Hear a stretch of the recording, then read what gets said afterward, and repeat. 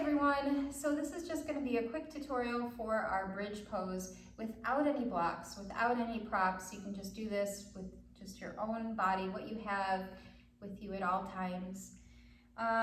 So before I get into it, bridge pose, as we know, is a little bit of a back bend, and any time that we're getting into a back bend, to some extent we need to engage the muscles of our glutes. So a lot of times I know you've probably heard cues to loosen the glutes in our back bend pose, but the glutes are the very muscles that extend the hips.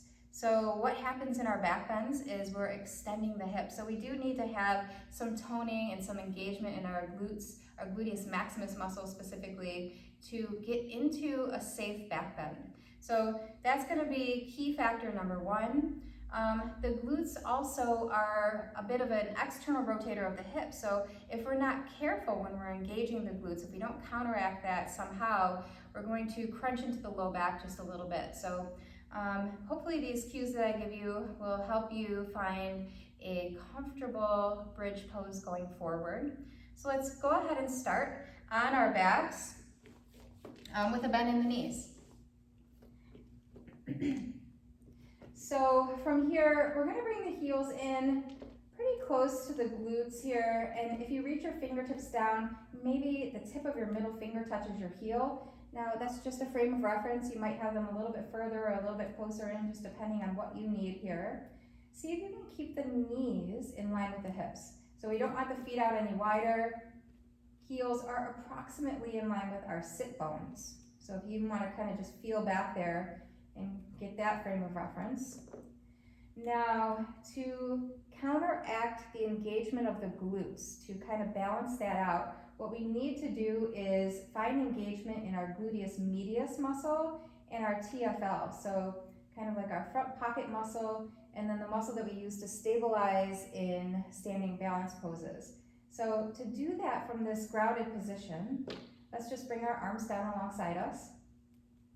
Push the feet down into your mat like you're trying to push the feet right through the floor.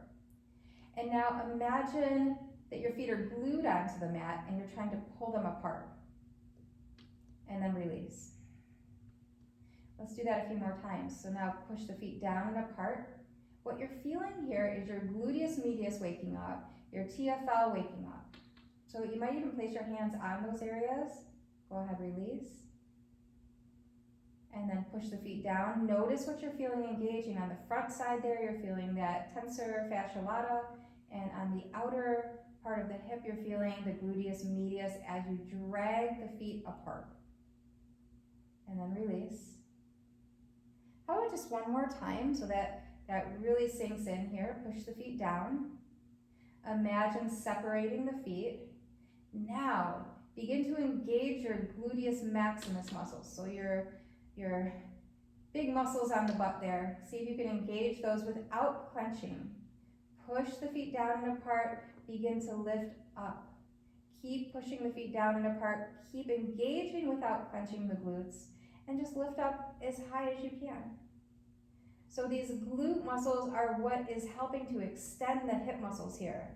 Now, if you're feeling this in your hamstrings, those are kind of the secondary muscles that help to extend the hips. And while they can and will be in play in this pose, we don't want that to be the primary mover. So it should be really the glutes that you're feeling primarily here.